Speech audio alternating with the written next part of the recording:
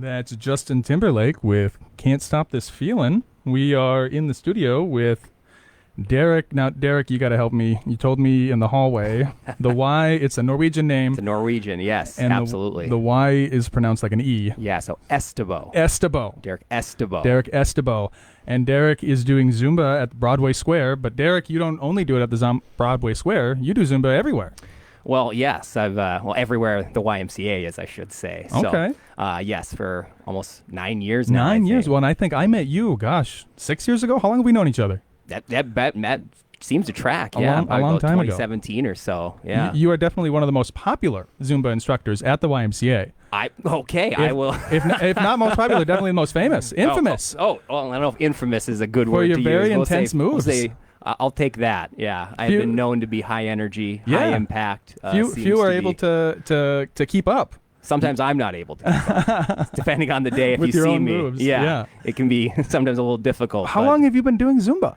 Overall, I want to say it's around 11 or 12 years. It was 12 early 12 2010s. I started going to Zumba, and then 3 years later, you're like, I want to be a teacher.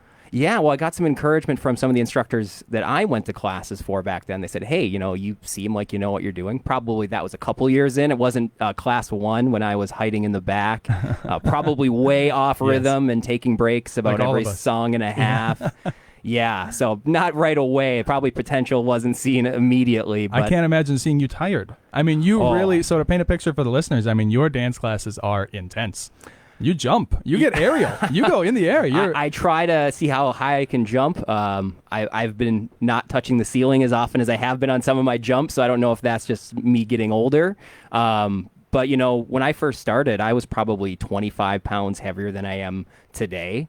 So it was definitely a different person. I don't know what my vertical leap was then. It probably wasn't very impressive. If anything, it was probably a little sad to watch if I tried to do a jump. And, throughout the time there, just going consistently, started to build up, stamina, cardio, leg strength. All those things were built up over time. And even early in my teaching career for that, I was probably not as intense as I am now, because one of the things I learned very early on is teaching and going to class are two separate things. Yeah. When you're in class, if you don't like a song or you're kind of feeling out of it, you can slow down a bit. You can all right, I'm going to take the outro off. I'm going to take the bridge off. Yeah. When you have a bunch of eyes facing you looking for the next direction, you don't really have that choice. So, got to keep the energy high, but it was very draining early on. I feel like now I'm in a good spot. Probably was a couple years ago as well, but definitely was a journey to get to where I am now, teaching wise. And so you said you've gotten in so much better shape. Were you always athletic then, or was Zumba kind of the first thing you ever got into? So in high school, I was a soccer player, so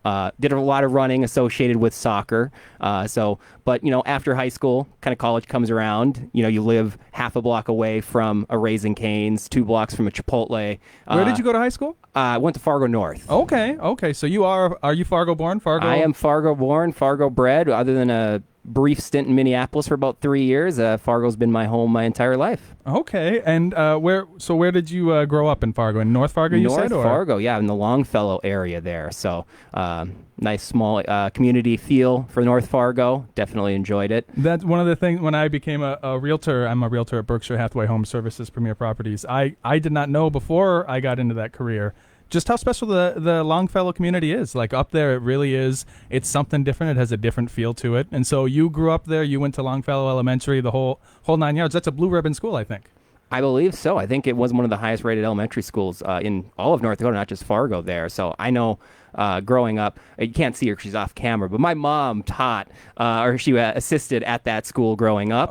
So, as a kid thinking, all right, I'm free. You see your mom every day for, a couple years. And then I went to middle school, and then she had moved to middle school at that time. So sorry I'm bringing you into this, Mom, but I want to paint a picture there. But it really is a different feel compared to what others say. I mean, I still drive by houses, and I imagine that's the person I grew up with. Oh, it's that person's house, even though it might have changed hands 3 or 4 times, but you just had that sense of where everyone lived. And you're very close-knit. Yeah, well, that's beautiful. And can you believe it? I told you it'd go quick. It's already been 5 minutes. Wow. Going by very quickly. That's very quick. So we are going to listen to Cake is coming up next. I didn't write down the artist here, so you will just hear it and you'll have to know it. And then we will come back and talk about Fargo Fun. So sit tight. We'll be right back.